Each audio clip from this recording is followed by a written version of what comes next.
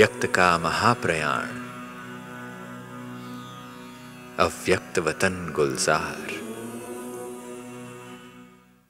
लाखों करोड़ों लोगों की सुषुप्त जिंदगी में परमात्मा प्यार से गुलजार करने वाली राजयोगिनी दादी हृदय मोहिनी जी अर्थात दादी गुलजार का व्यक्त से महाप्रयाण हो गया, परंतु अव्यक्त वतन गुलजार है। हम बात कर रहे हैं ब्रह्मा कुमारी संस्थान की पूर्व मुख्य प्रशासिका राजयोगिनी दादी हृदय मोहिनी जी की, जो 11 मार्च शिवरात्रि के दिन ही परमात्मा शिव के आंचल में समा गई। उनका व्यक्त से भले ही महाप्रयाण हो गया, लेकिन अब अव्यक्त वतन गुलजार है। इस पर देखिए हमारी विशेष पेशकश बीके पूजा के साथ। जिन नैनों से स्वयं भगवान ने इस दुनिया में अपने अवतरण का आभास कराया, दादी उन नैनों को बंद कर तीसरे नेत्र से स्वयं परमात्मा के पास निकल पड़ी। देश और दुनिया को यह महसूस हुआ कि कोई विशेष शक्ति इस दुनिया से ओझल हुई है। सभी का स्वागत है और अब बात दादी हृदय मोहिनी जी की, जिनका आज सुबह 10:30 बजे मुंबई के सैफी अस्पताल में निधन हो गया। आपके जाने से एक बहुत बड़ा स्थान रिक्त हो गया है। ऐसी महान राजयोगिनी बाल ब्रह्मचारिणी दिवंगत आत्मा को मैं हृदय से अपने श्रद्धा सुमन अर्पित करता हूँ। चलिए इस वक्त सीधे आपको ले चलते हैं सिरोही, जहां पर ब्रह्मा कुमारी की मुखिया दादी हृदय मोहिनी का देवलोक गमन, दादी का अंतिम संस्कार हो रहा है। ये सीधी तस्वीरें सिरोही से। जब परमात्मा शिव ने इस सृष्टि को परिवर्तन करने का महायज्ञ रचा, तो उसमें कई किरदार आए, लेकिन इनमें 2 किरदार ऐसे हुए जिन्होंने परमात्मा शिव को इस भौतिक जगत में साकार करने में भूमिका निभाई। एक तो साकार प्रजापिता ब्रह्मा बाबा और दूसरी राजयोगिनी दादी हृदय मोहिनी। इनके जरिए ही इस सृष्टि पर भगवान के अवतरण का लोगों ने विश्वास किया। हम कह सकते हैं कि ये एक अद्वितीय आत्मा है। इन जैसी कोई अन्य आत्मा कोई नहीं है जिसके द्वारा जिसके साकार शरीर जिसने अपना साकार शरीर ही भगवान को अर्पित कर दिया। अन्य ने तो अपनी लाइफ अर्पित की है और उसके द्वारा इतनी बड़ी सेवा की। जब इस सृष्टि की रचना का ताना बाना बुना जा रहा था, तब 9 वर्ष की उम्र में एक महान कन्या आई, जिसने ज्ञान की गंगा अर्थात शिव परमात्मा को अपने शरीर का आधार दिया। इसके साथ इस सृष्टि पर माया के श्राप से श्रापित हो चुके मनुष्यात्माओं को विकारों से मुक्त होने और परमात्मा के दिव्य कर्तव्यों को साकार करने में महत्वपूर्ण भूमिका निभाई। दादी गुलजार की जो सरलता थी, उनकी जो मधुरता थी, या उनके अंदर जो एक डिविनिटी थी, अलौकिक थी, वो न्यारी थी, तो लोग उनको शरीर में देखकर भी उनसे एक फरिश्ता की या आने वाले देवता की दिव्यता का साक्षात्कार करते थे।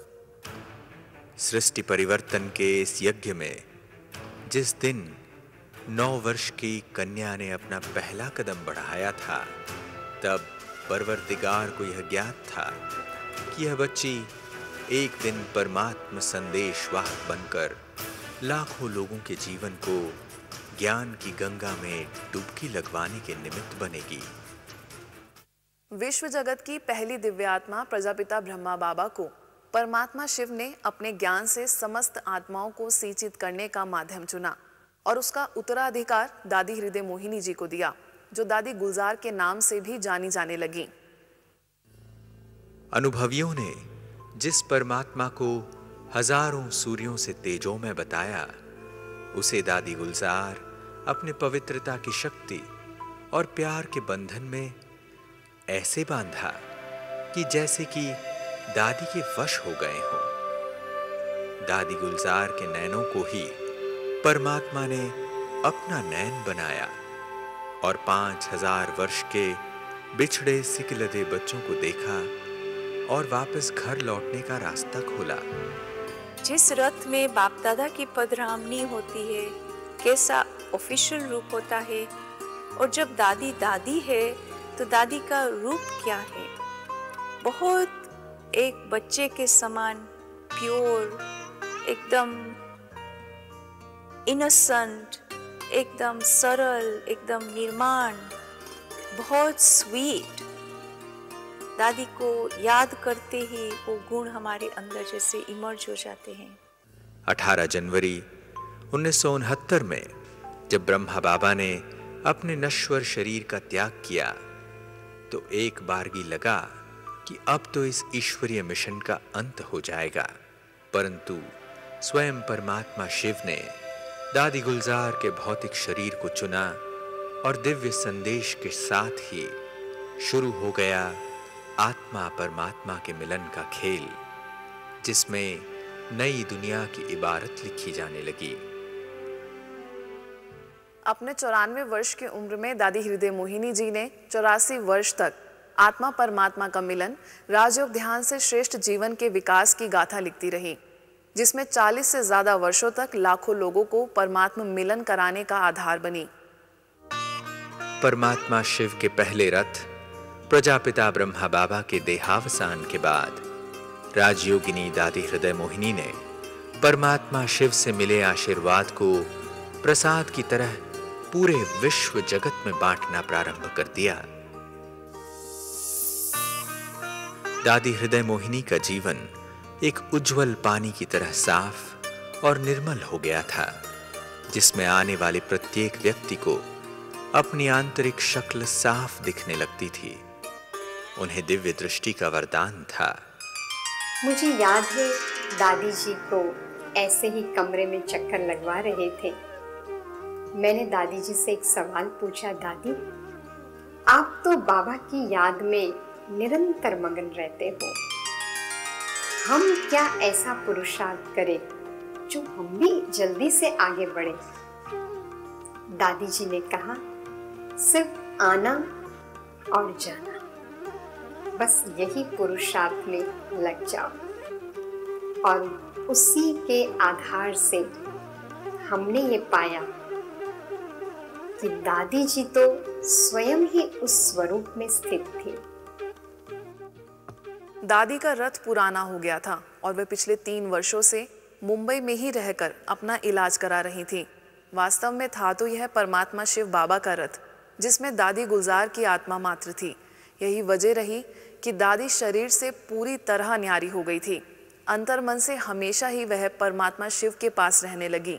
इसका प्रमाण पिछले 3 वर्षों के दौरान दादी के कुछ ऐसे इशारे सुनने को मिले जिसे सिर्फ भगवान के अलावा दूसरा कोई कह ही नहीं सकता है। दादी की सहयोगी रही बीके नीलू बहन बताती हैं कि दादी अपने शरीर से उपराम हो गई थीं। उन्हें चाहे सूक्ष्म वतन हो या साकार वतन, सब कुछ एक सरीखा हो गया था। दोनों ही स्थानों की हर खबर दादी के दिव्य नेत्र पर दिखने लगा था। देश और दुनिया में घटने वाली हर घटना का ज्ञात पहले ही हो जाता था। कोरोना बीमारी आने से पहले तो दादी ने हमको बोल ही दिया था कि समय ऐसा आएगा आप बाहर नहीं निकल सकते, इसलिए अपना योग का पावर बढ़ाओ। तभी हमें मालूम नहीं था ये ऐसी सब बीमारी आएंगी, ये होगा। तो दादी को जैसे सब दिखाई देता था कि ये सब होने वाला है, उससे पहले हम लोगों को दादी बोल देती थी। और इतनी उस पे रहती थी जैसे बीमारी थी दादी को, ऐसे नहीं बीमारी थी, किंतु ऐसे लगता था दादी अलग है और उनका शरीर अलग है। शरीर को जो ट्रीटमेंट देना था वो डॉक्टर सब दे रहे थे और दादी कुछ नहीं बोलती थी उन लोगों को। दादी कहती थी वो अपना कार्य कर रहे, मैं अपना कार्य कर रही हूँ। चाहे कोरोना काल हो या संस्थान की पूर्व मुख्य प्रशासिका राजयोगिनी दादी जानकी जी का देहावसान, सब कुछ उन्हें ज्ञात होने लगा था, जिसका जिक्र वे अक्सर नीलू बहन को किया करती थीं। दादी जानकी ने शरीर छोड़ा तो सभी मेरे को बोला था दादी को देख के आप बता ना करना, ऐसे बताया था। किंतु जब दादी को मैंने बताया कि दादी दादी जानकी ने शरीर छोड़ा तो दादी कहती है कि मेरे को पता है, मैं वतन में गई थी, मैं दादी से मिल के आई, दादी बाबा के पास ही है। मैंने बाबा हर जो भी कुछ ऐसा यज्ञ में होता था पहले से ही दादी को पता होता था, हमारी बोलने से पहले ही पता, जैसे हम सुनाते जैसे दादी को सब कुछ पता है, हम बस रिपीट कर रहे हैं, ऐसा लगता था। दादी का इलाज कर रहे चिकित्सकों ने भी खुद को धन्य महसूस किया कि ऐसा मरीज उन्होंने कभी देखा ही नहीं। हॉस्पिटल में दादी थी तो वो हॉस्पिटल वाले भी ऐसी बोलते थे आके कि जैसे बहुत बड़ी पावर कुछ है, बहुत बड़ी शक्ति है। आते थे वो 15-20 मिनट के लिए, वो डॉक्टर आते थे दादी को देखने के लिए, घंटों घंटों बैठ जाते थे। तो कहते थे हमको यहाँ आने के बाद ना मन जैसे शांत हो जाता है।